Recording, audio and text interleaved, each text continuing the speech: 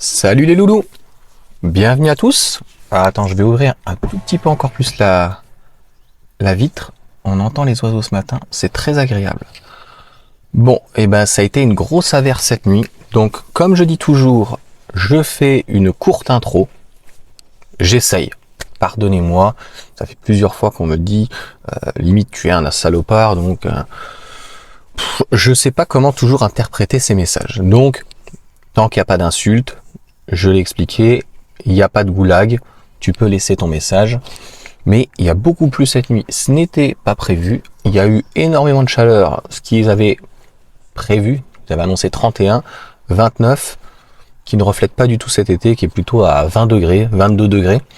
Donc ça a pété bizarrement, parce que le froid, le frais qu'il y avait quand même la nuit à 18 en ce moment, et à 22h, 23h, il faisait encore 27. Je te cache pas que, en bon bourgeois que je suis, j'ai mis un petit peu la climatisation pour, réchauffer l'atmosphère de CO2. Ça tombe bien, il y a plein d'arbres partout, tu vois, il y a plein de chênes, et puis le chêne, comme il sert à rien, il balance des glands, un petit peu parfois. Heureusement, très peu, très peu. J'ai vraiment pas à me plaindre. J'ai énormément de commentaires constructifs. Je souhaitais d'ailleurs vous dire merci quand tu vois, je fais 200 vues sur une vidéo et qu'il y a 10 ou 20 pouces. Enfin, ça fait pratiquement 10%. C'est demain si je fais une vidéo peut-être avec j'en ai à 10 000 vues, mais je pense pas avoir peut-être 100 pouces, tu vois.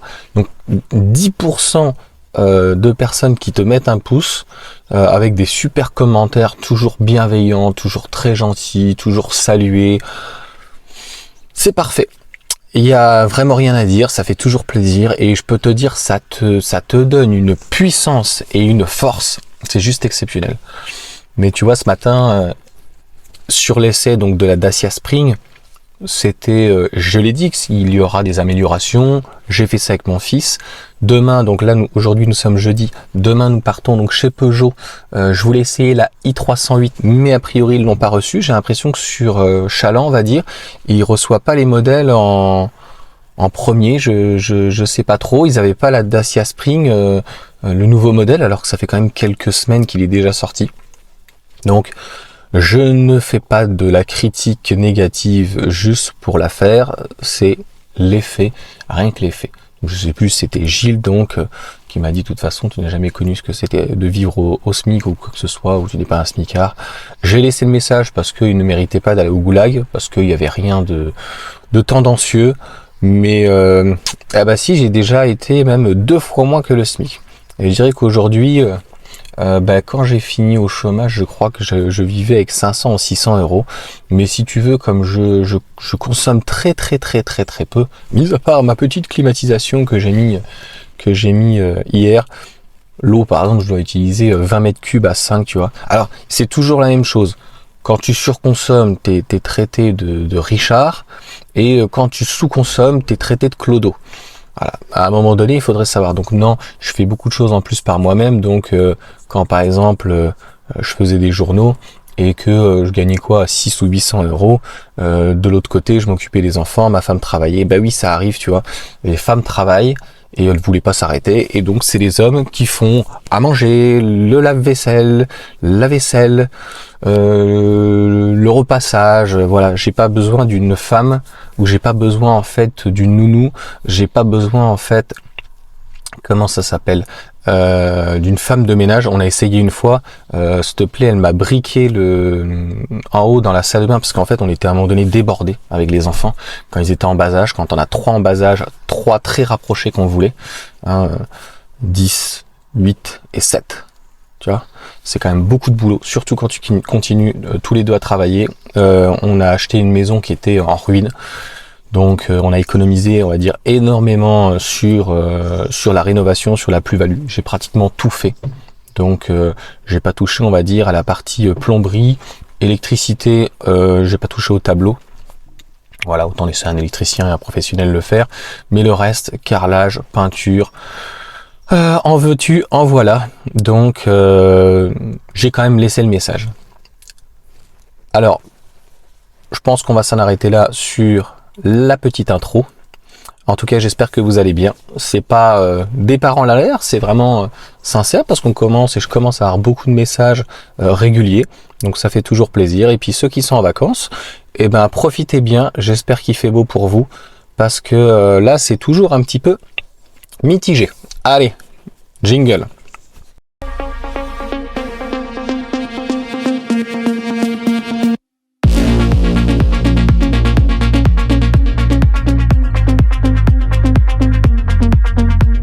Donc ce matin, depuis une semaine, j'ai préparé 2 fois. Décidément, je me reprends énormément donc sur les vidéos à cause malheureusement de ce type de message parce que moi je me remets en question, il n'y a aucun problème avec ça. Donc nous allons parler de Fisker et en début de semaine, je voulais mettre plutôt le titre Fisker, j'aimerais encore y croire. Et comme j'ai dit, j'ai essentiellement que des personnes qui m'écoutent en très initiées, initiés et qui connaissent très bien le sujet. C'est pour ça que d'ailleurs, si je dis une connerie, je suis assez vite recadré. Clairement, comment ça s'appelle, le Fisker, donc on a vu les nouveautés. Donc on va commencer par le running. En premier lieu, marché totalement de niche, 1000 chevaux, ça sert à rien d'en parler. Il y a le Fisker Alaska. Donc je sais même plus ce que j'avais dit dans la précédente vidéo. Je crois que j'avais dit d'ailleurs que bon, il y avait le Renault Alaska qui était fait avec le Mercedes Classe X. Le voisin en a un. Enfin, du moins, c'est un de ses frères ou un ami qui vient.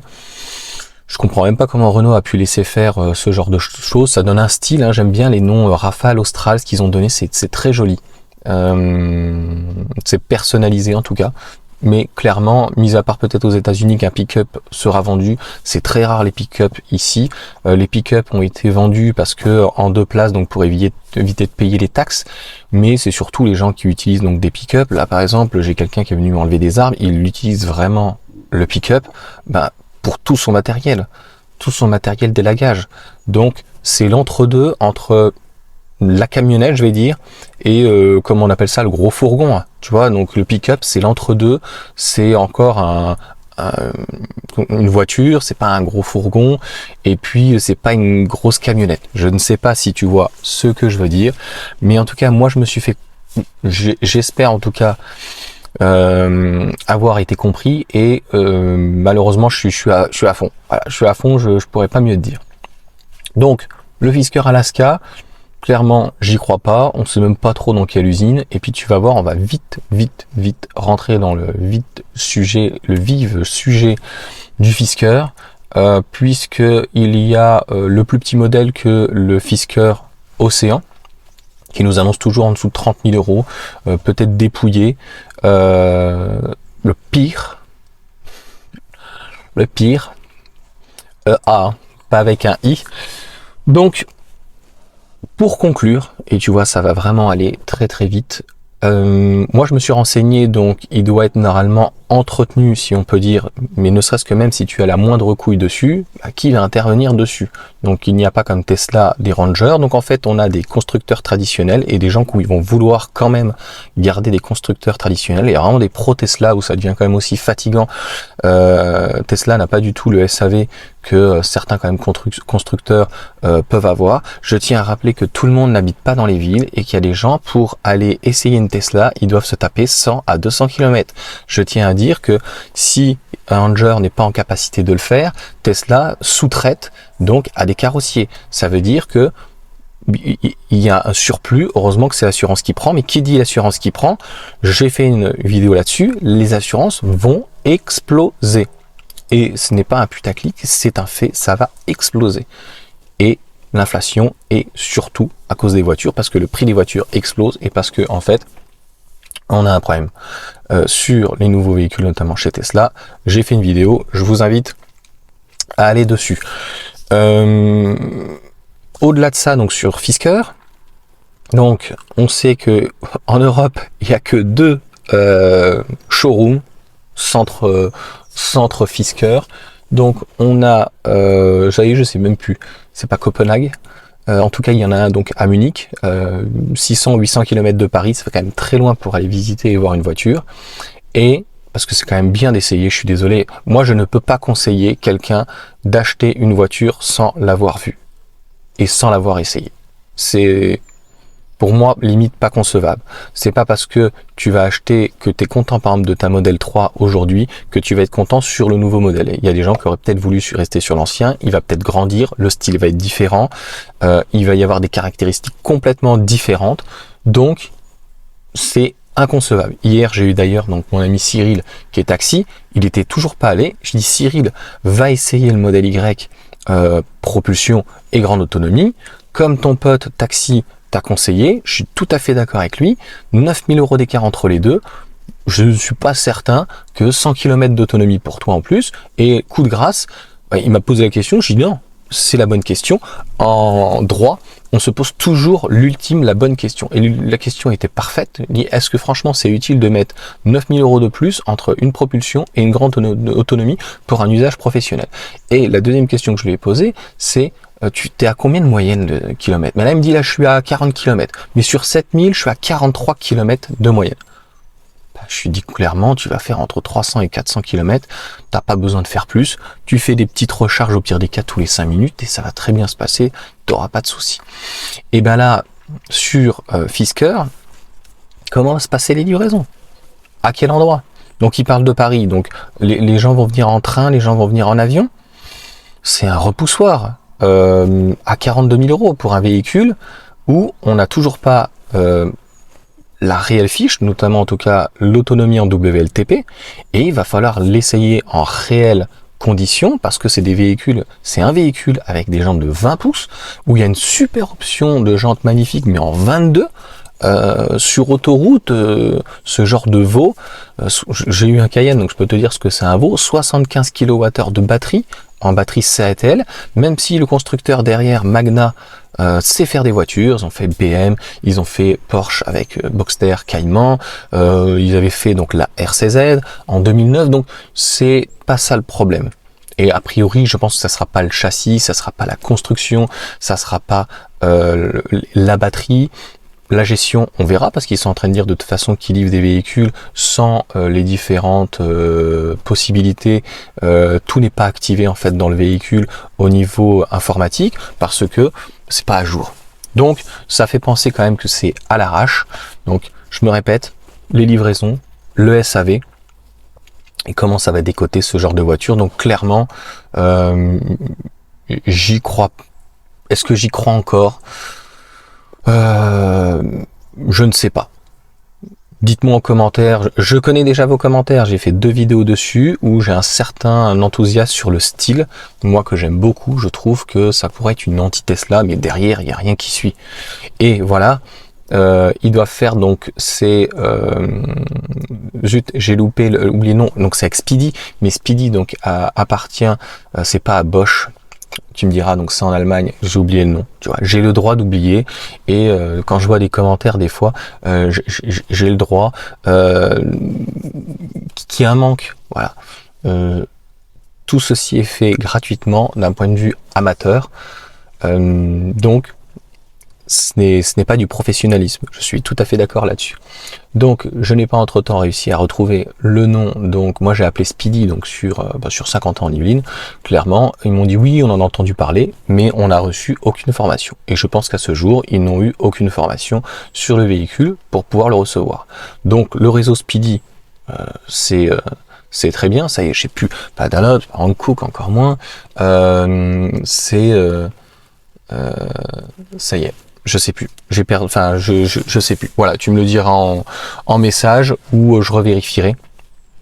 Je vais pas couper pour ça parce que ce n'est pas le plus important, mais clairement le réseau Speedy est très bien, le SAV pourrait être très bien. Si vous avez des livraisons, je pense à domicile, ça serait mieux pour 500 €, tu vois. Le mec il arrive, 10 heures, tac, t'as ta voiture, tu fais un retour. De toute façon, c'est un petit peu, oui, comme n'importe quelle livraison aujourd'hui. Les livraisons vont se faire de plus en plus, les commandes, en tout cas par Internet. Je dirais que ça se paye pas plus mal parce qu'au final, tu as un délai de 14 jours pour te rétracter. Donc ça a des avantages. C'est ce que j'ai dit donc à mon ami Cyril, le taxi. Je suis vraiment à l'extrême si elle te plaisait pas. Ou avec ton VIN, si elle venait pas de Berlin, parce que je pense que celle qui vient de Berlin sera un petit peu mieux par rapport à la charge de la batterie, mais je dis voilà, c'est 5 minutes. Donc aucun recul sur ce véhicule, ça fait 3 ans qu'on en parle, 3 ans qu'il est toujours pas là. Aller mettre 70 000 euros sur une marque qui risque à tout moment de se casser la gueule, c'est quand même très dangereux, très risqué en tout cas, et clairement on n'en voit jamais arriver l'océan, donc le pire. Voilà. Donc clairement, pourquoi j'ai relancé la mayonnaise, Didier de The Choucroute Garage, je sais pas pourquoi, donc tourner, si on peut dire sa veste, dit que lui, il y croit aujourd'hui maintenant, que ça peut être super, que aux États-Unis, l'Alaska, etc. Alors peut-être aux États-Unis, mais on est en France ici, en Europe, et je vois pas comment en fait avec un seul centre sur Paris, même si Paris est relativement bien situé, sauf pour les gens qui sont dans le sud de la France, Paris peut être, on va dire, quelqu'un par exemple qui est sur Nancy, quelqu'un qui est sur Lille, même s'il commande le véhicule sans l'avoir à l'extrême essayé. Voilà, 1 ou 2 heures, il peut arriver sur Paris, gare de l'Est, gare de Lyon, Austerlitz, etc. Donc, pourquoi pas? Mais derrière le SAV, je pense que ça va pas tourner. Et puis encore une fois, il faut quand même essayer un véhicule avant. C'est pour ça que voilà, moi je me suis mis sur le truc de parrainage donc de Xavier. Et il y a clairement des gens, comme il y a un désert médical, il y a un désert au niveau de Tesla. Et Tesla, pour rester compétitif, fera toujours en ligne et aura toujours de très gros centres. Donc ça sera à la fois une force par rapport au travail à la chaîne ou donc par rapport au prix, mais ça sera aussi toujours une faiblesse. Là où je suis en Vendée, il y a plein de petits garages Renault, il y a plein de petits garages Peugeot, et ça reste quand même un plus de pouvoir avoir son petit garage. Je pense avoir été, enfin,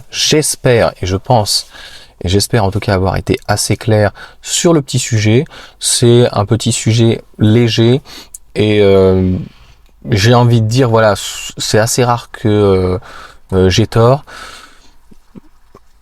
Je pousserai à dire, je n'y crois plus. Voilà, et je n'achèterai pas finalement ce Fisker Océan. J'irai le voir, mais il devait y avoir un centre avant le mois de juin, avant le deuxième trimestre et au premier semestre. On est au mois d'août, il n'y a rien qui est fait, ça peut se casser la gueule à tout moment. Et ça, c'est des choses que c'est comme la bourse, ça monte, ça descend, l'action vaut plus rien. C'est juste très très très très risqué. Allez, à bientôt, ciao.